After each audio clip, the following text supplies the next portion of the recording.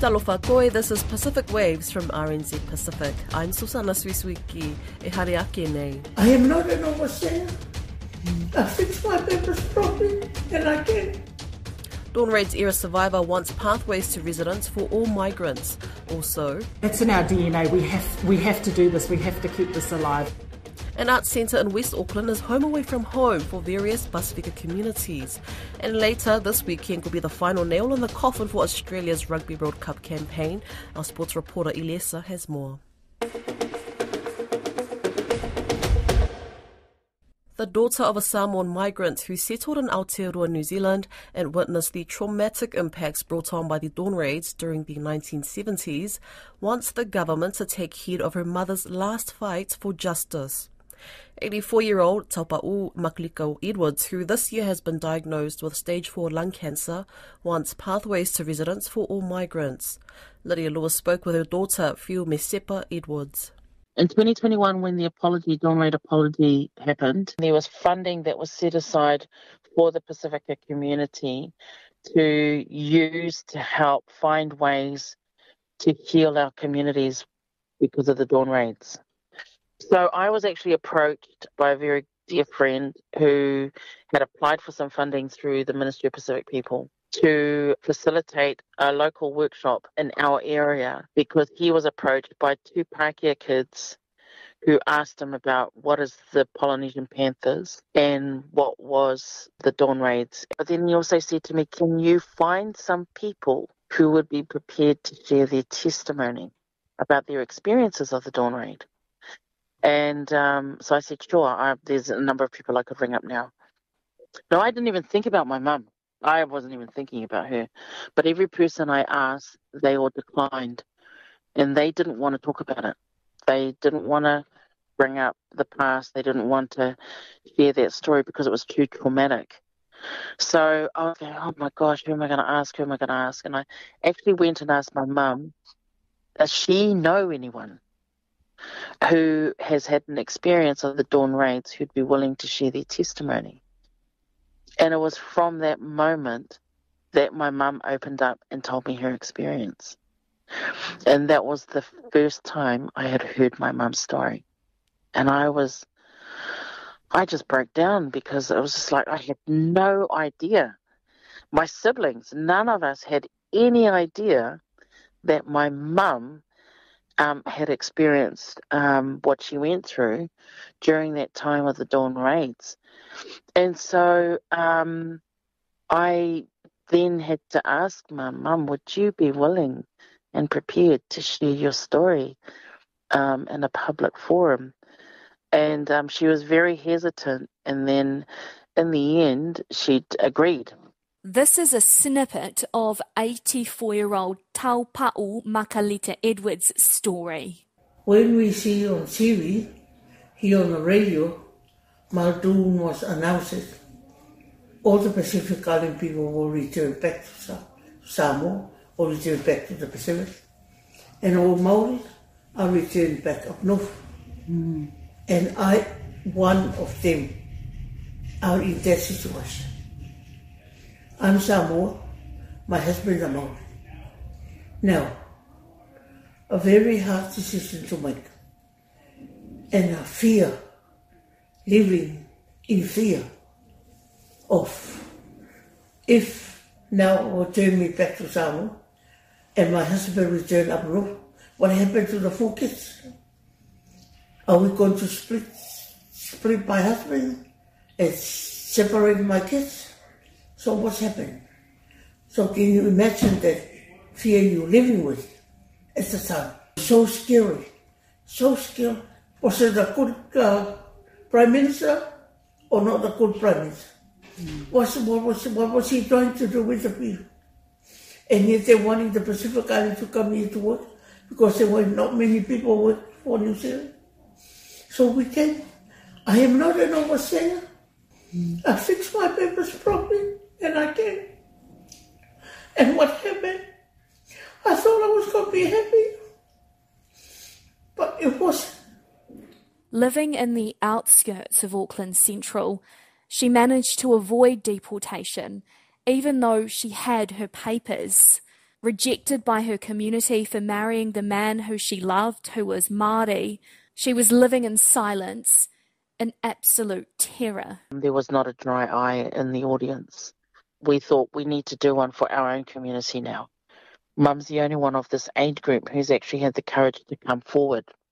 Courage, a word that Taupau wants the young people of today to cling on to. I would love the new generation to speak up. And because there is injustice in here, the government or whoever is an injustice, and also like the racism. So speak up for your right. There should not be an injustice. Everybody's the same.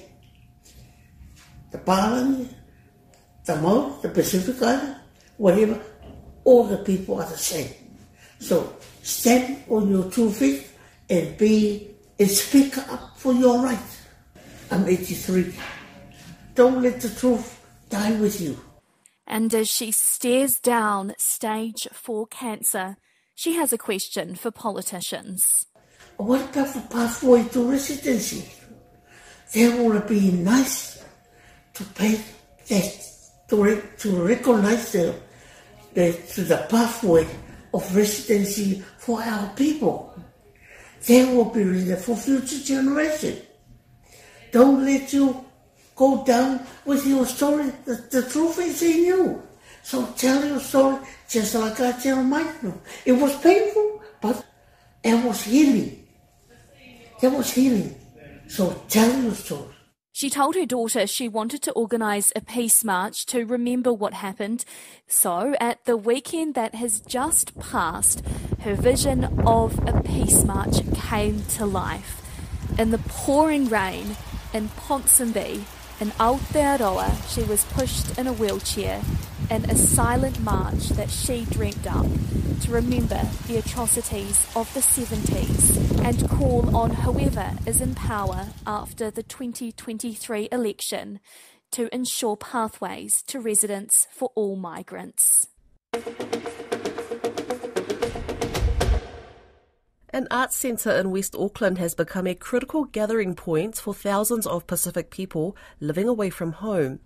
With a roll of 32,000 members from 26 ethnic groups, the centre is very busy, hosting a number of social gatherings, formal events and much more. Tiana Haxton visited the centre and has the story.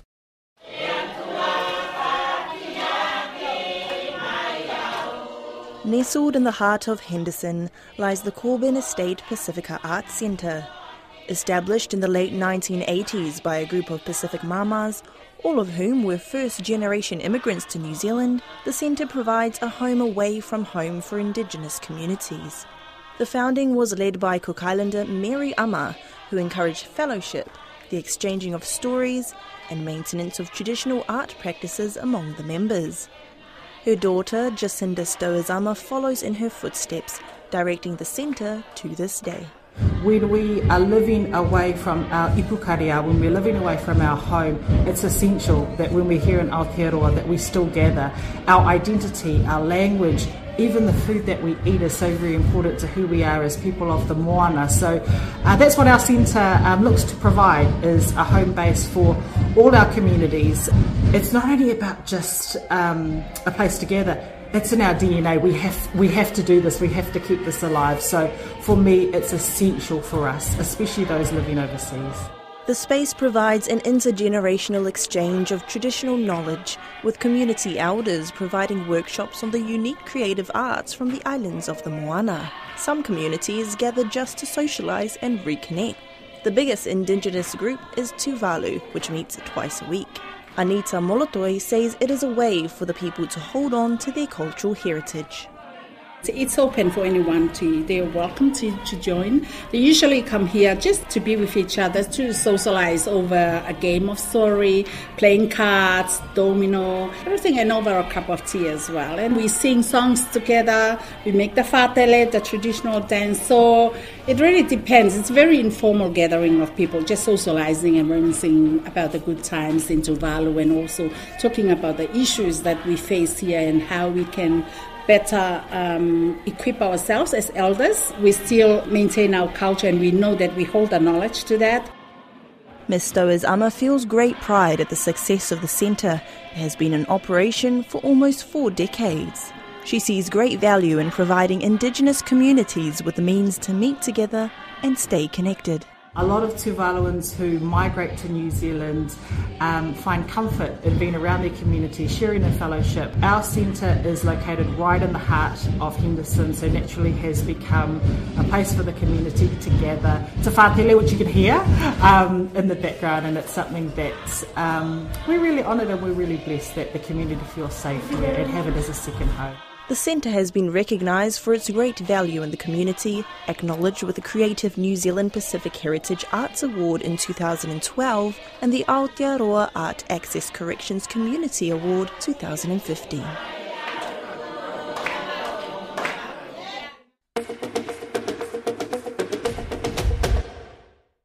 It's the final weekend at the Rugby World Cup for 2 out of 3 Pacific teams in France. Samoa are up against England on Sunday, and although the quarterfinals are out of reach for Manu Samoa, a win would secure them automatic qualification for the next World Cup in 2027. Early on Monday morning, Tonga will be playing for pride against Romania. The Ikaletahi are hoping to at least come away with a win from the competition. And later on Monday morning, the Fijians will take on Portugal. Simon Raiwalui's side only need a single point from this final pool match to progress.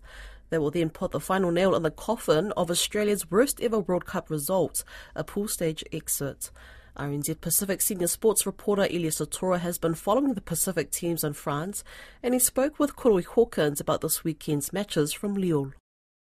Mbula Vinaka, Bonzo and Maloililei, Talofa from Lille's Fiji needing to win against Portugal. That is the ultimate for Simon Raiwalui and his Flying Fijians when they get to Toulouse. Raiwalui and the team have been preparing well. Raiwalui believes that it will be a tough game, even though Portugal has not managed to win any game from the 3 they've played so far. A draw against Georgia was the closest they have been able to come to winning. This is what Raiwalui said in regards to the Portugal team. Very, very good team. A team that loves to play rugby. I'm not surprised because we've been looking at them for the last since we knew they were in our pool. They play a really good brand of rugby, and they've showed that at this World Cup. They've got a very exciting backline back 3, and their forwards are really coming into their own as well. You saw with the Wallabies game, they put pressure on the Wallabies at scrum time. Good line-up. Pressure on the defensive line out as well. So, we're expecting a really good match. At the same time, they will also have to be at their best. Levani Botia, who has been a key player in the forward pack for the Fijians in all their 3 games, and has proven to be one of the best in the position also at the Rugby World Cup. I believe they need to step up to be able to beat Portugal at the weekend. We didn't expect it's going to be an easy game next week against same as Georgia, because we watched how they played against Georgia last 2 weeks. They have been tough as well. We still need the game next week is going to drive us for the quarterfinal. So we need to stay at the same level. We don't have to stay in our comfort zone. We need to go up, push up a little bit. Turning to Manu Samoa, eyeing automatic qualification for the 2027 Rugby World Cup. They need to finish in the top 3 in their pool, Pool D. They meet England Sunday morning. How are they shaping up and what have they been saying? Yes, Manu Samoa definitely needing a win against England if they are to finish in the top 3 in Pool D. To gain automatic qualification for the 2027 Rugby World Cup, teams in each pool must finish in the top 3. Manu Samoa need to beat England to be able to outplace Japan and Argentina. Right now, England, Argentina, and Japan are the top 3 teams in that pool, and Manu Samoa needs a win on Sunday morning here in Lille to be able to get automatic qualification. They have been preparing well. Their coaches are saying that they know the challenge that is ahead of them. They are appreciative of what the players have been able to do in the past few matches that they've played. But for them, it's do or die this weekend, so that they can win that automatic qualification. Otherwise, they will have to go through the qualification, the zone playoffs in Oceania, in the Pacific, to be able to get in to the next World Cup. Now, Tonga targeting to win against Romania so they can return home with a win. 3 tough matches against Tier 1 top teams in Ireland, South Africa and Scotland. How does that affect their games preparations for Romania? After the game against the Springboks in Marseille, Tonga traveled back to Paris on Monday. They virtually had probably Tuesday and Wednesday to have a run as the team, and they will need to travel to Lille on Friday, which means that they will only have Saturday morning to have their captain's run. So preparation-wise, the travel and the days to recover in between is not something that they are happy about, but they still have to go out there on Monday morning and try to beat Romania to get at least a win to go back home with. All the 3 games that they've had have been tough against Tier 1 nations, but they've been appreciative. Tote Kefu says that he appreciates the exposure, the experience, the development that Tonga Rugby, the rugby team here especially, is going through, and they are looking at putting up a performance like they did against the Springboks, against Romania, so that they are able to at least register a win before the end of the Rugby World Cup. Lisa Vinaka Bakalevu, thank you so much for your time. Vinaka, merci beaucoup. That's Pacific Waves for today. To listen back, head over to rnzi.com/programs. We're also on Apple, Spotify and iHeartRadio podcasts. From myself and the RNZ Pacific team, to Fasoi Fua.